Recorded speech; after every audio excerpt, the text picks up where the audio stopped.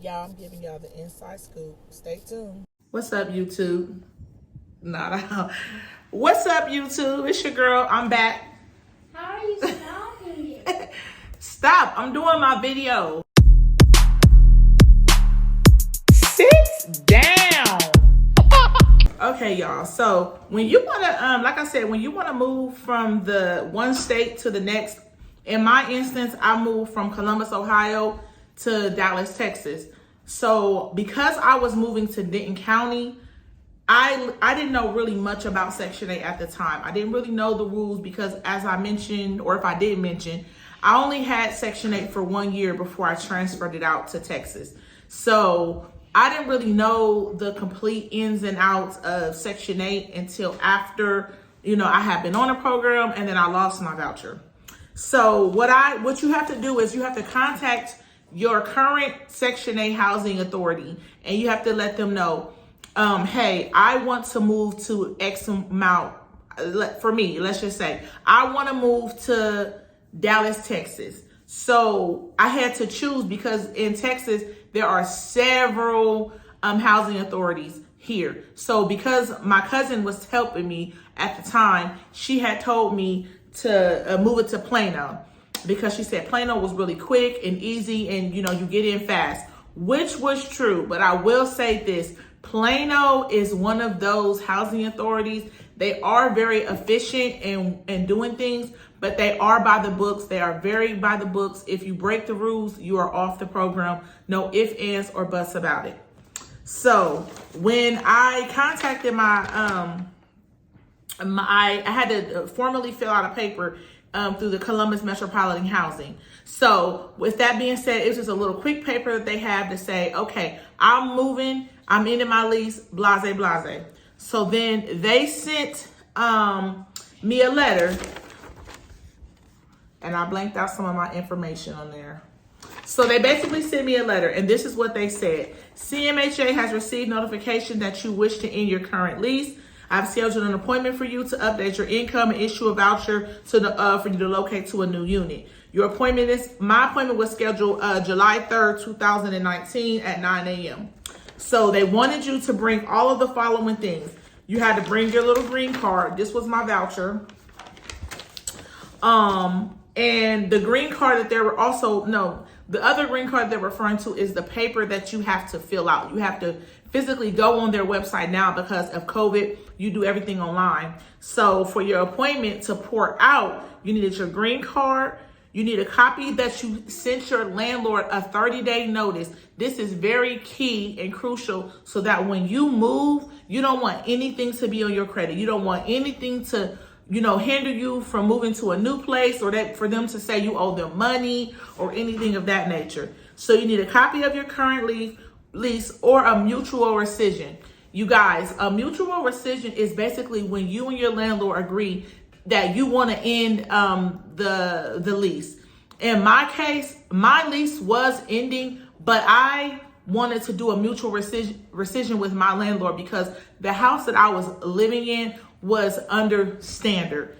And when I say that, it was an infestation of roaches when we moved in.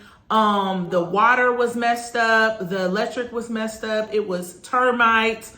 It just was not a good living situation at the time, but I was kind of sucking it up because I knew that I wanted to move to Texas, and I knew, yes, I'm a nurse and yes, I have a business, but I knew that because I was going to a whole new state with 8 kids and no family, that my Section 8 voucher was going to be a huge help for me. So you also going to need your photo ID and any other person that's over the age of 18 in the house. You need a current letter from your employer on company letterhead showing your hourly rate, your hours worked per week, your date of your hire, overtime pay, if any, or 90 days worth of consecutive pay stubs, 12 if paid weekly, 6 if paid bi-weekly. So at the time, I was working as a nurse and I was working for a temporary agency. So because I was working consecutively with that agency, all I had to do was literally go online, click, boom, print out my last 12 pay stubs because we were paid weekly and send it to them. If you're no longer employed or you don't have a job anymore, then you need a termination letter at the time of your appointment. You're also going to need a printout from your Job and Family Services. That's the place where you get TANF, which is the temporary cash, or food stamps, healthcare, childcare. You're going to need a letter from them showing how much your benefits are and how long you've been receiving benefits. You're going to also need your most current year's tax return. So in my case, it was 2019. I needed 2018's tax return. I also needed you also will need a 12-month printout from the child support office. If you receive any type of child support for your kids, then you need to have a printout to show how often and when you receive that child support. So for my case, I was just able to go online and log onto the portal and click it and print it off from my phone. And then if you have a bank account, don't lie about this, you guys. If you have a bank account, be honest with them and just let them know, yes, you have a bank account. No, you don't have a bank account. Because trust me, there are ways for them to find out. And you don't want to do anything to risk losing your help and your assistance for you and your kids. Because remember, Section 8 is meant to be a stepping stone. It's meant to help you progress in life while still taking care of your kids. So for instance, if you are a person that wants to go back to school and you feel like, oh, I can't go back to school because I don't have help with paying my rent or whatever, Section 8 is a great benefit for that. Not to mention, you can buy a house using your Section 8 voucher. And I'll do a whole nother video about that at another time. So, okay, so now you have all of your documents and you go into your appointment. You take everything there and you sign all your documents. They put a packet together and then they stamp it, they seal it, and they ship it off to whichever housing authority that you told them that you want to move to. Okay, let me put a pin in it right there. Now, be mindful. You need to find out if when you're moving to a new state, is if that housing authority is absorbing or are they billing. So here's why.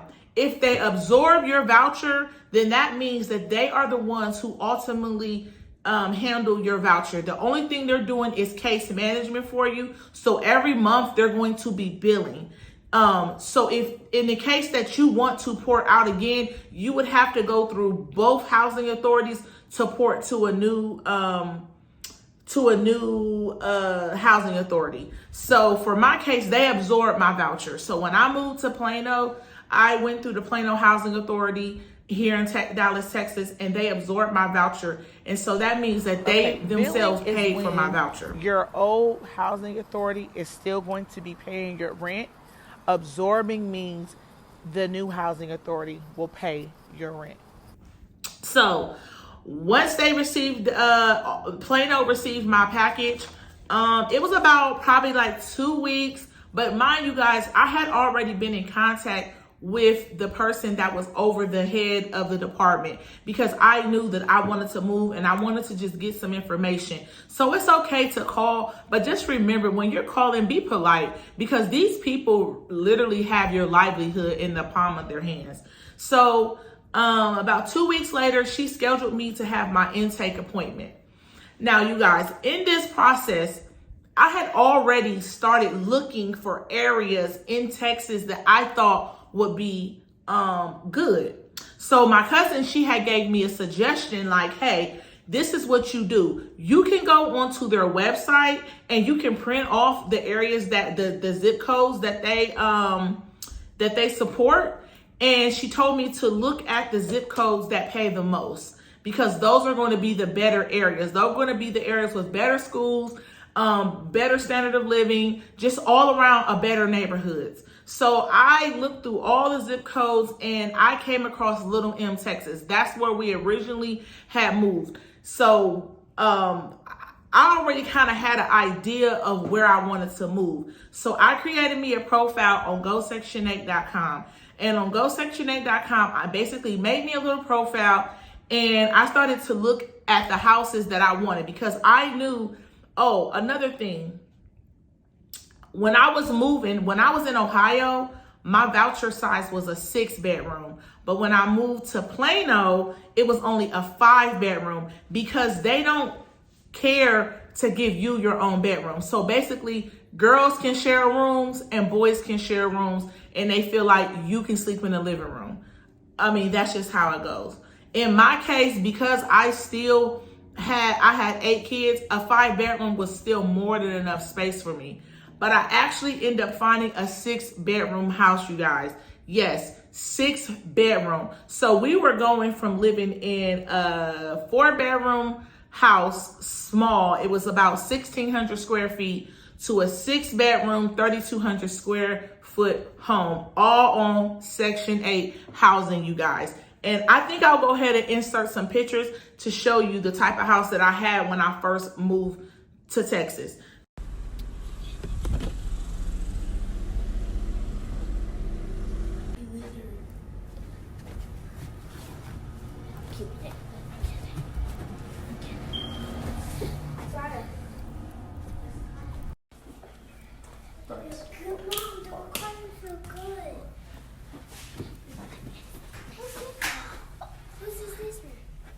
So anyways, I had already created my profile on Go Section 8. So I had already started to build a rapport with different landlords. So with that being said, there are houses to be rented, especially in Texas on your voucher.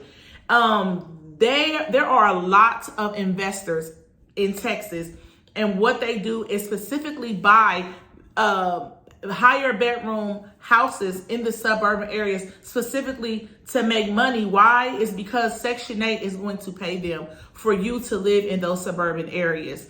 And I mean, why not put your kids in a better school district? Why not give your kids a better environment? If you can do it and get assistance with it, it's no shame in your game, period.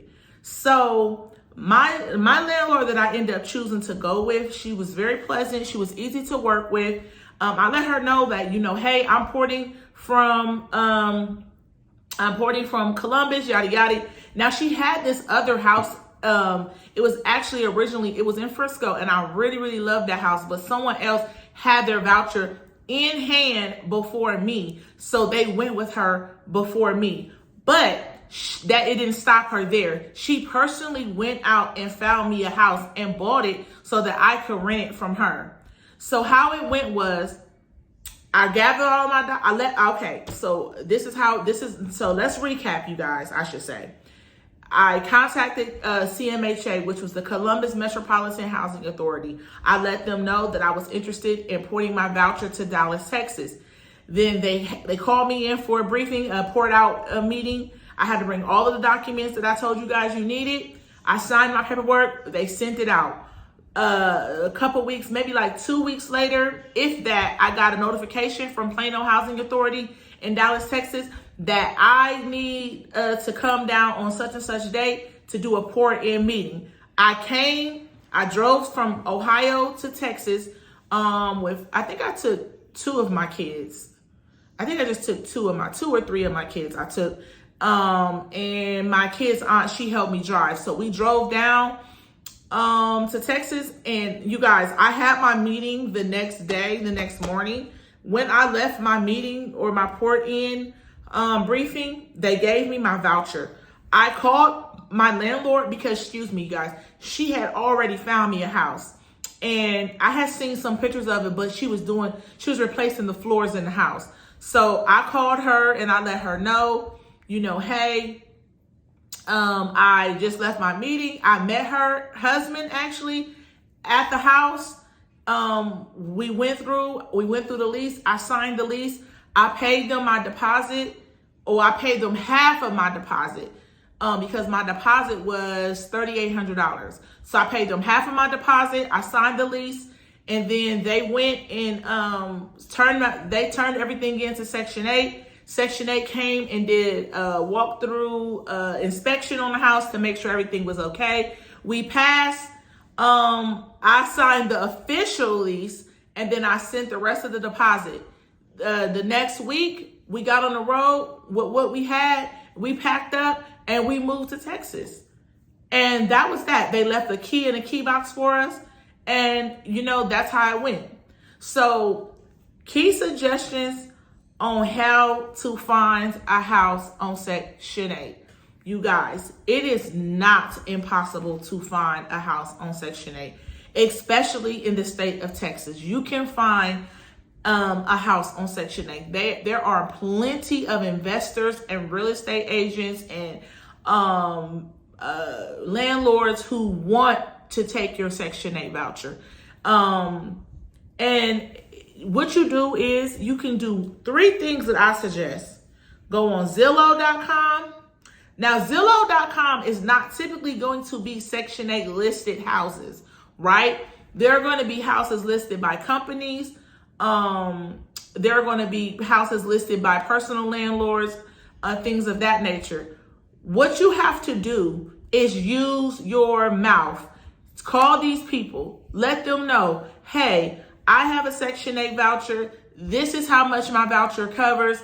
This is how many bedrooms I need. Would you be willing to take my voucher? They may say yes, they may say no. If you are a great housekeeper, if you are a great tenant, if you pay your bills on time, if you're responsible, and you can show proof that you are, a lot of these landlords who don't take Section 8 will take your Section 8 voucher. It's all about you as a tenant. Now, you can't be on Section 8 and be tearing these folks' houses up, okay? You can't be on here like, okay, yeah, I got my Section 8, and I'm just going to be doing what I want to do. No, you have to take care of these people's houses, okay?